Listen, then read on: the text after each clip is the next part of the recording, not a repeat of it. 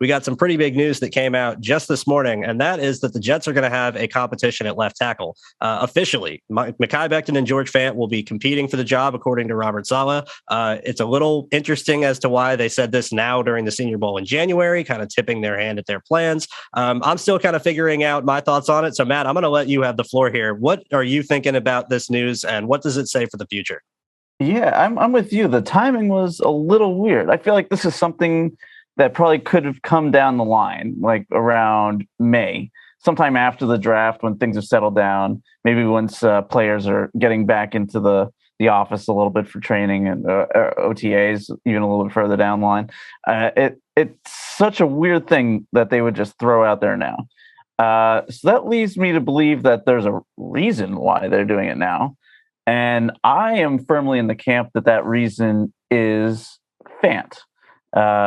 I feel like they want to maybe extend Fant, or they want to maybe avoid any contract troubles with Fant, because Fant's just coming off of definitely coming off of the best season of his career.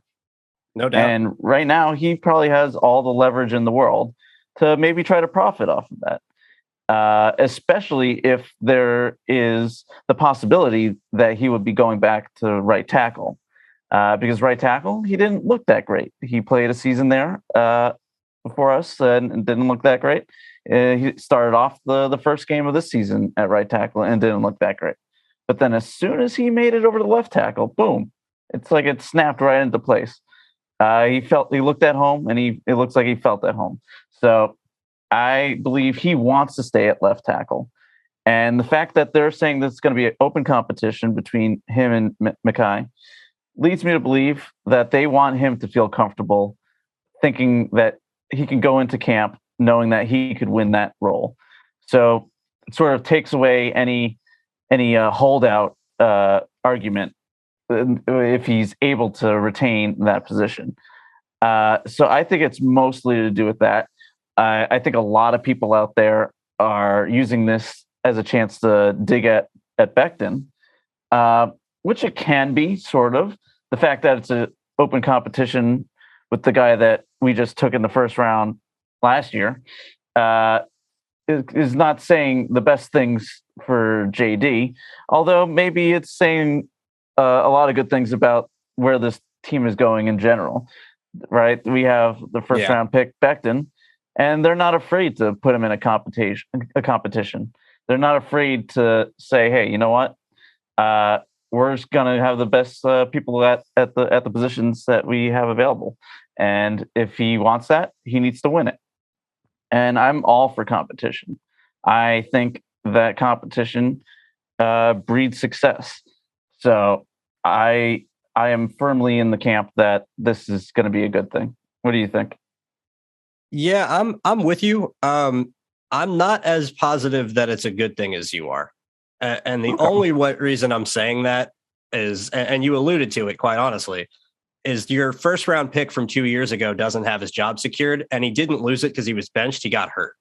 So what my thought process is, what happened between September week 1, when Mekhi Becton goes down and George Fant slides over to left tackle, and now that makes you discouraged enough in Mekhi Becton where you are happy potentially with moving him over to the right side and disrupting his development.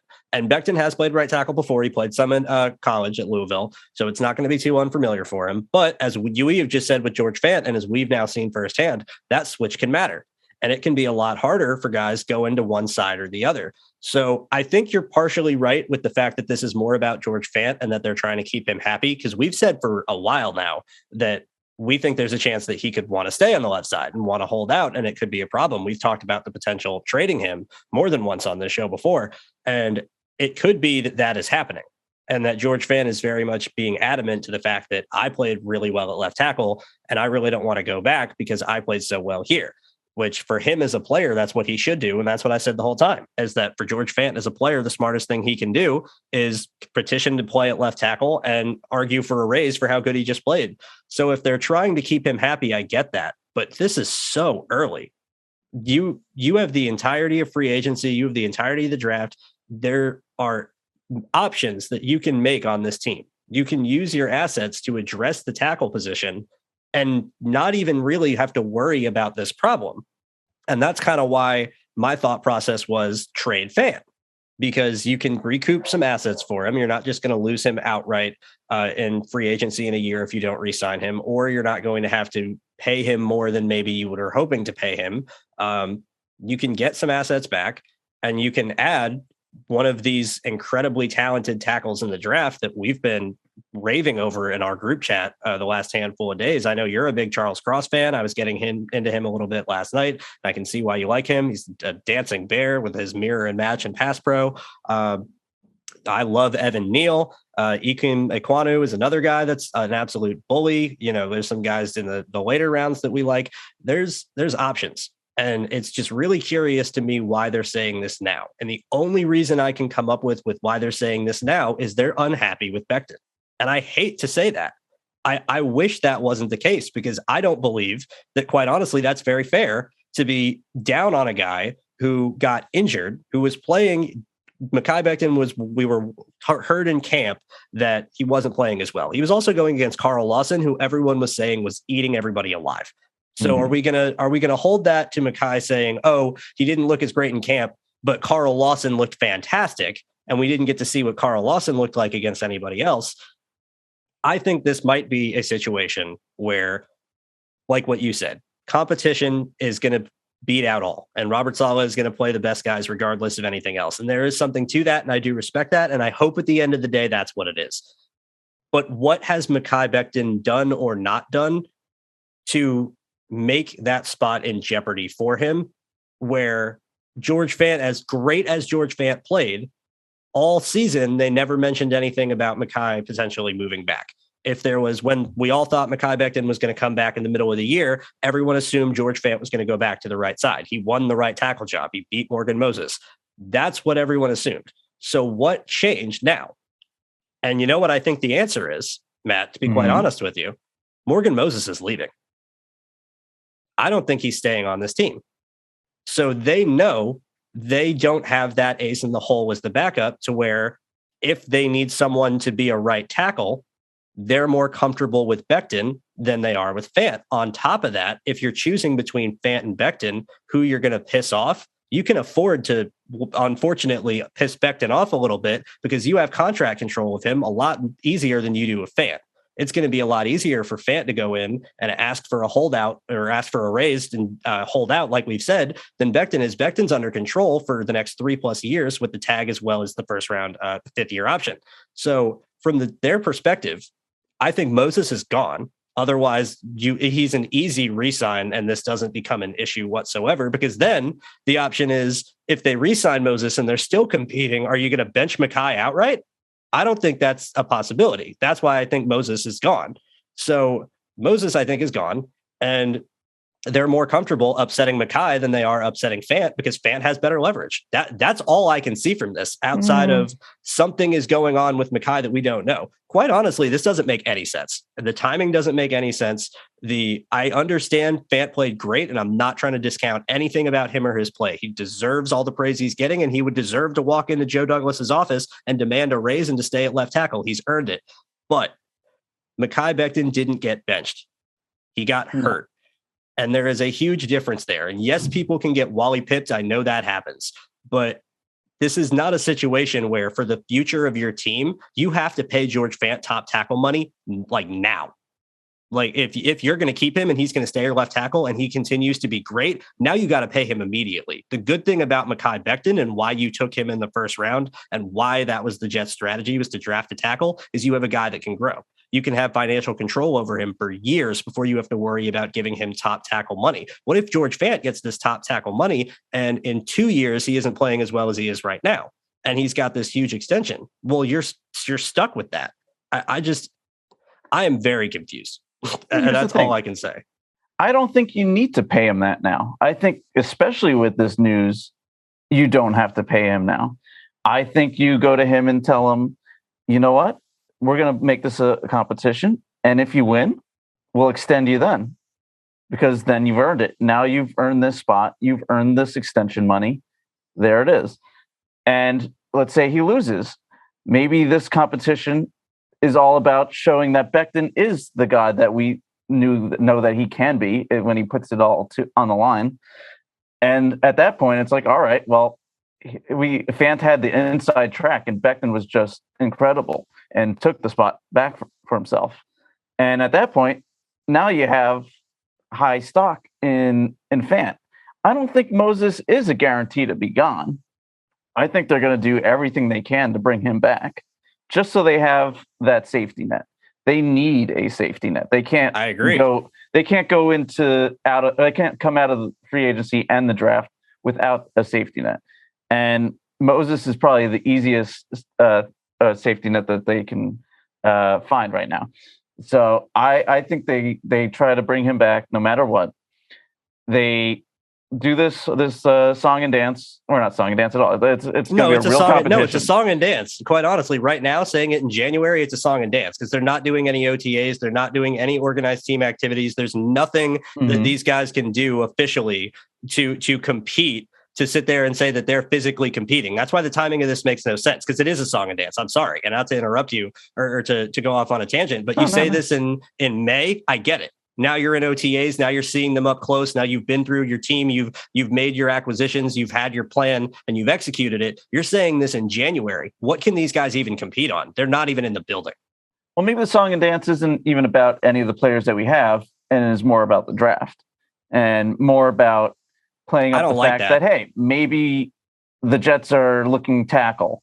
And because the quarterback class is not very good, maybe they want to play up these guys a little bit more for a trade back.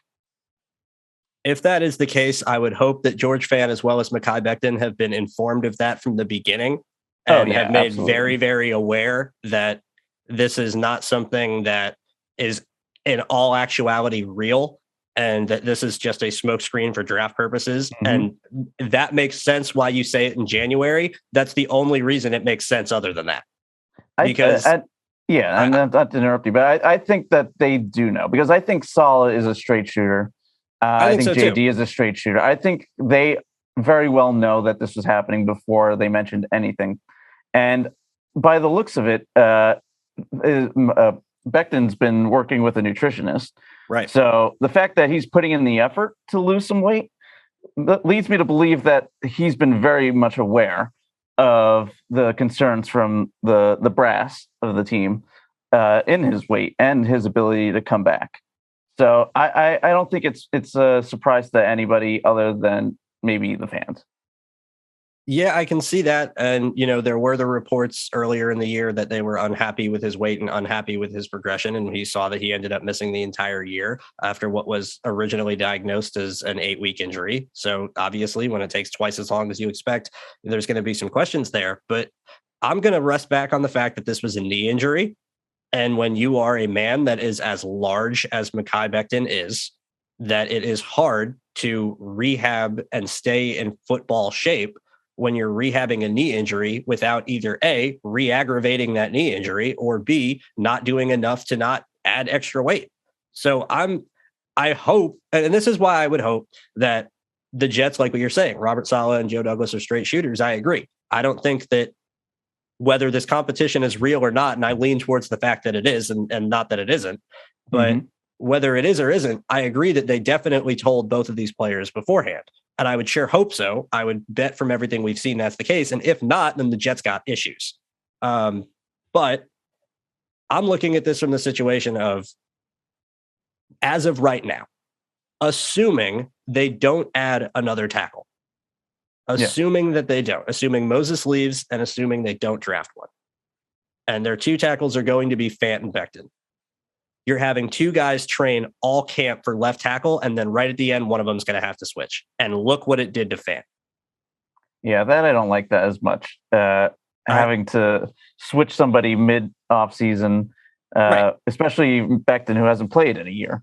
So are you going to have him come back and have him compete for left tackle and train at left tackle and get comfortable again with his stance and his sets after not playing for a year, and then at the last second switch him over to the other side? That doesn't make any sense to me whatsoever. So if Becton loses this competition, does he get benched?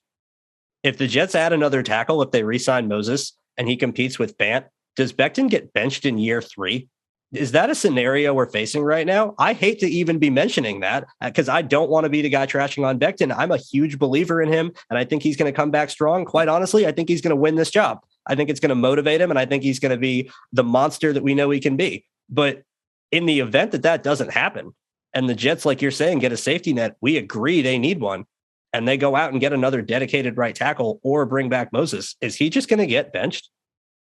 That's a good question. I think they need to hedge their bets no matter what, because there are reports that he ballooned up to almost 400 pounds by the end of the season, which is incredibly dangerous. He's not playing at 370, though, so that's not far off. That's still... I'm not saying that's good, but I mean, you got to look at where he's starting from, too. Yeah, I mean, it's still a 30-pound... I get it. He was injured, and it's a lot easier to put on weight. But at the same time, it shows like a lack of discipline as well, because I feel like there are ways to mitigate that. So, and I feel like a lot of that probably had also influenced his ability to get back on the field this year, was his inability to control his weight during the injury. I'm sure that had something to do with it. And I'm not going to be the ultimate Mekhi Becton defender in everything, because I agree that there definitely is some parts that he had his hand in, and that the Jets are the type of organization, I believe, that they wouldn't be doing this unless they had reason. So I'm not going to counter anything that you're saying on that end. It's just weird timing. It doesn't make sense with what I think their plan was for the future of their team. And they got to love Fant. They got to really, really love Fant to be willing to potentially bench their first round draft pick after one full year of play. Not even, because he missed some time as a rookie too. So less than a full year of play there, and going into year 3, they got to really be high on Fant to be willing to bench that guy that they were head over heels for. So I agree. It's an interesting situation. It's going to be interesting to watch what they do throughout the offseason. I think what they do in the offseason will tell us what is going to be the case. If Morgan Moses walks, one of those guys is your right tackle. If Morgan Moses is brought back, this is a smokescreen. That's kind of how I feel. Yeah, I could see them maybe not bringing Moses back, but then drafting a guy in the second or third round to sort of be that developmental right tackle. So then that gives the window for Fant or Becton to move back over, or even trade Fant. I don't. They could do a couple things there. So they're going to give themselves as much rope to hang themselves with, and hopefully it works out. I truly don't know what's going to happen. I'm very this whole tackle situation has been like itching the back of my brain for a while now, because it's at one side we have Fant, who's really come on and showed that he could be a true left tackle for us. While at the same time, then we have Becton. So it's definitely a dual-edged sword here. So yeah, it's going to be interesting to see how it all plays out.